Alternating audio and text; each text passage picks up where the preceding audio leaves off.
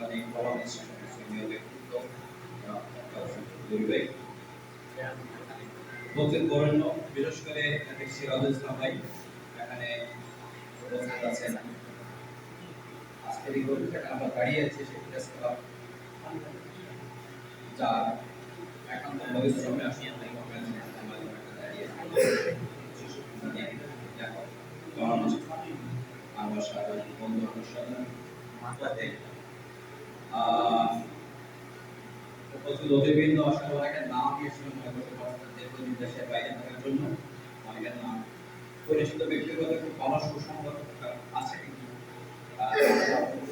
অনেকের নাম বলতে পারতেছি না। আর আমার সামনে উপস্থিত সাংবাদিক ভাইরা সবাইকে আমার পক্ষ থেকে আন্তরিক অভিনন্দন আসসালামু আলাইকুম।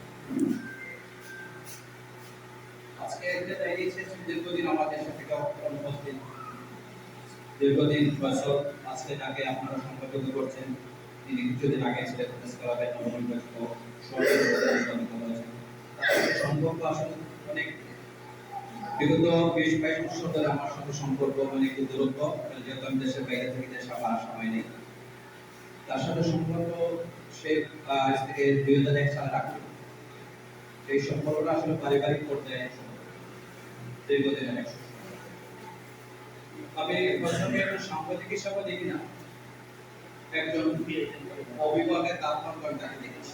যেমন করে আমার ছোট ভাই যখন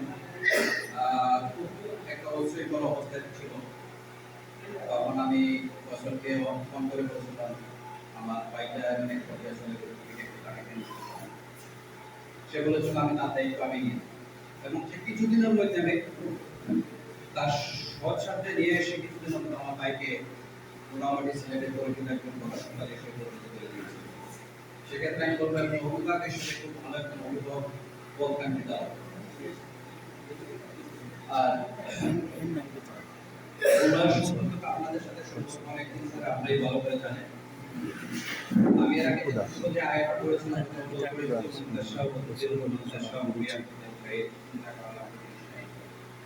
আল্লাহর তরফ থেকে বরাদ্দ পাই ইজ্জত তিনি যাকে ইজ্জত দেন এবং যাকে চান তাকে বেঁচে আর যাকে চান তাকে সম্মান দেন যাকে চান অসম্মান দেন। সেই রব্বুল আলামিনের এই সম্মানের অসম্মানের বিষয়টা নির্ভর করে আপনার চলা আপনার এই টার্গেট আপনি কিভাবে চলবেন আপনার আদর্শ আপনার চলাফেরা আপনার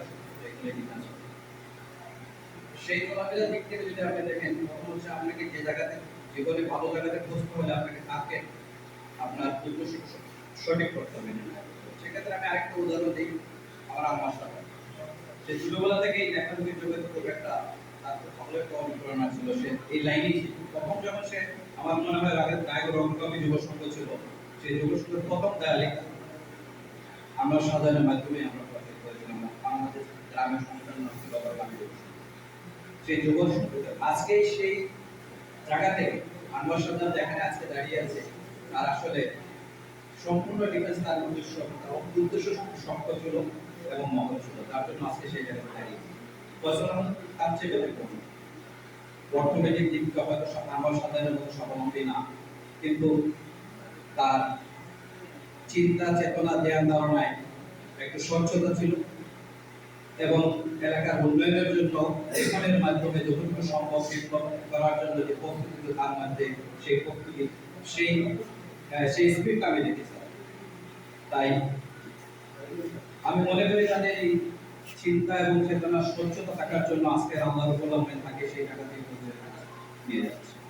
আমি আশা করি তাদের এই পথ চলা আরো দীর্ঘায়িত আরো ত্বরান্বিত হোক, এটি আমি কামনা করি। ছোট্ট আরেকটা যাওয়ার আগে একটা অনুরোধ করে দেবো, যেটা হচ্ছে Golappur press club. Golappur press club দীর্ঘদিন থেকে আমি শুনতাম যে অনেককে তার কাছে বিভিন্ন কারণ এবং কিছুদিন আগে শুনলাম যে ভাই আমার সাথে তাদের ব্যক্তিগত উদ্যোগে এই জটিলতা নিরসনের জন্য ভালো একটা শক্ত অবস্থা নিয়েছে, খুবই ভালো লেগেছে। আমি মনে করি সাংবাদিকের যারা সাংবাদিকতার পেশায় নিয়োজিত তাদের ঐক্যটা হবে রসুনের প্রত্যেকটা গোলা যেমন আলো কালো কিন্তু মনটা একটা। আপনারা এখানে এই প্রত্যেকটা সাংবাদিকতা করেন না, বিভিন্ন ধরনের বিভিন্ন মতামত আপনাদের আছে, বিভিন্ন রাজনৈতিক আদর্শ আছে, বিভিন্ন চিন্তা চেতনা আছে। সুতরাং আপনারা যে মেলাগুলো যে চিন্তার অনুসারে হয়ে থাকেন না কেন, আপনাদের মূল ভিত্তিটা যেন এক থাকে, ঐক্যের আপনাদের ঐক্য ফাটল না ঘটে, সেই জন্য আহ্বান রেখে আমার কথা শুনতে